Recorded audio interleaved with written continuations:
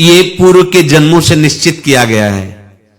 जैसे किसी के यहां पुत्र हुआ, जन्म से ही पैसा खर्चा शुरू हुआ, जब बड़ा हुआ तो उद्दंडता के द्वारा मार पूरे परिवार को क्लेश पर क्लेश देता चला जा रहा है। ये तुम्हारे कर्म का फल है। या ऐसे शक्तिहीन बुद्धिहीन ऐसे पागल पूरे जीवन सेवा करो, तुमसे अपना हिसाब चुकाने के लिए वो आया है। अब परिवार के जो सदस्य जुड़े आके, मतलब पत्नी आते ही पूरी हृदय में आनंद, परिवार में आनंद, और जीवन भर वो आनंद ही सुख देने के लिए उसका जन्म हुआ। वो अपना ऋणानुबंध मुक्त, और आते ही भयंकर क्लेश खड़ा कर दिया, बीच में दीवाल और झगड़ा वैसा, फिर अतरे दिन मारपीट शुरू, कलह अशांति, पूरा जीवन नरक हिसाब करने आए। यहां ऋण चुकाए बिना कोई जा नहीं सकता, ऋण चुकाना पड़ेगा। किसी का ऋण वसूल करना है तो किसी को ऋण चुकाना है, दोनों काम करने होते हैं। अनेक जन्मों में अनेक लोगों के साथ हमने जो बर्ताव किए हैं, अच्छे या बुरे, वो होंगे। अब किसी आदमी को हम जानते नहीं, अचानक मिला, अचानक टक्कर लगा और मार पीट गाली गुप्ता सब कर दिया, चुपचाप सह लो। क्यों? ये आपका हिसाब है, पूर्व का हिसाब। हमारा उससे कोई द्वेष नहीं, कोई संकल्प नहीं।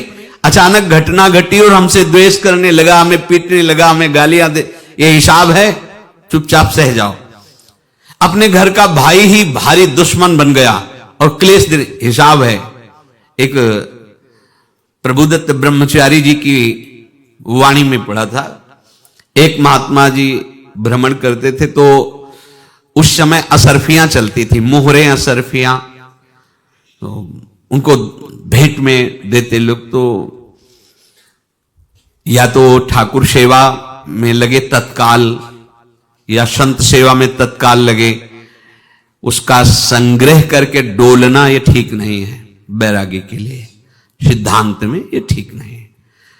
तो जब 2, 4, 6, 8 ऐसे मोहरे हुई तो उन्होंने विचार किया कि और भ्रमण करके जब काफी मोहरे हो जाएंगी तो प्रयागराज में जब कुंभ पड़ता है, एक बार पूरे सब अखाड़े के संतों को, अलग अलग संप्रदाय सब संतों को बुलाएंगे और सबको पवाएंगे।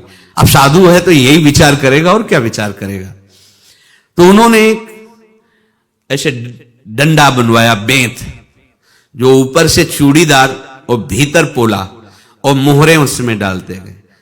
और भ्रमण, जहां जहां श्रद्धालु भगत थे सबके यहां जाना और इच्छा रखना कि एक मोहर तो दे दे दक्षिणा में।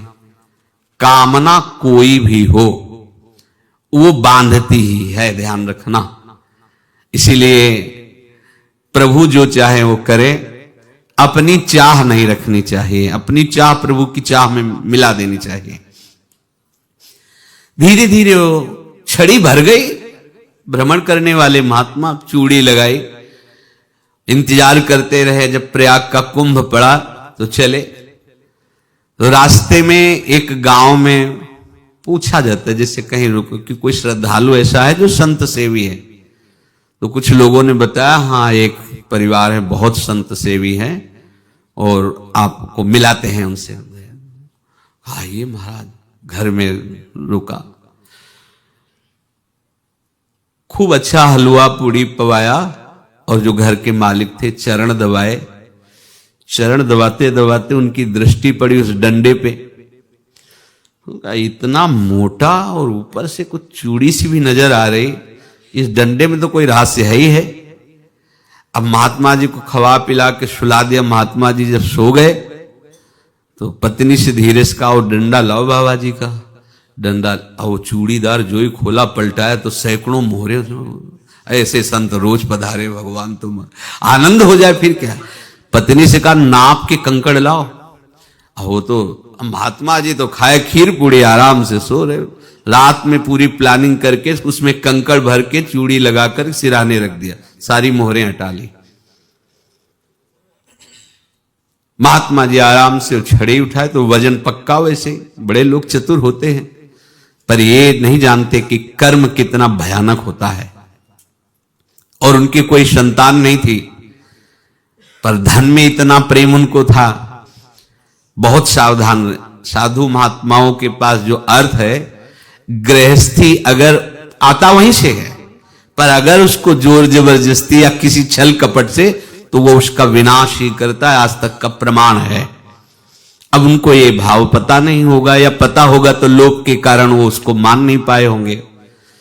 महात्मा जी गए प्रयाग में, किसी अखाड़े पर रुके और वहां प्रार्थना की कि कल जो है संपूर्ण अखाड़ों का निमंत्रण किया जाए और सब संतों को भोग पवाया जाए और उनको दक्षिणा भी दी जाए। महंत ने सोचा कि बहुत बड़ा है तो उत्सव है, क्योंकि प्रयाग में कितने हजारों संत महात्मा सब। तो उनका महाराज बोरों इसमें चीनी और टीनों घी लगेगा, सब व्यवस्था। बोले आप मंगाइए, एक एक हिसाब हम करेंगे, हमारे पास सब व्यवस्था है। बोले कुछ तो पहले दे दो, वो इकट्ठे देंगे हम। उनको था कि अगर हम छड़ी खोला और दो चार मोहरे दी, किसी को पता लग गया तो गड़बड़ हो सकती। बोले हम भंडारे के समय आखिरी में सब कुछ आपको दे देंगे। ठीक, वो अपने पास से पैसे लगाकर खूब जितना सामग्री सब लाए लाखों की, और सब संतों को निमंत्रण कर दिया। संत जन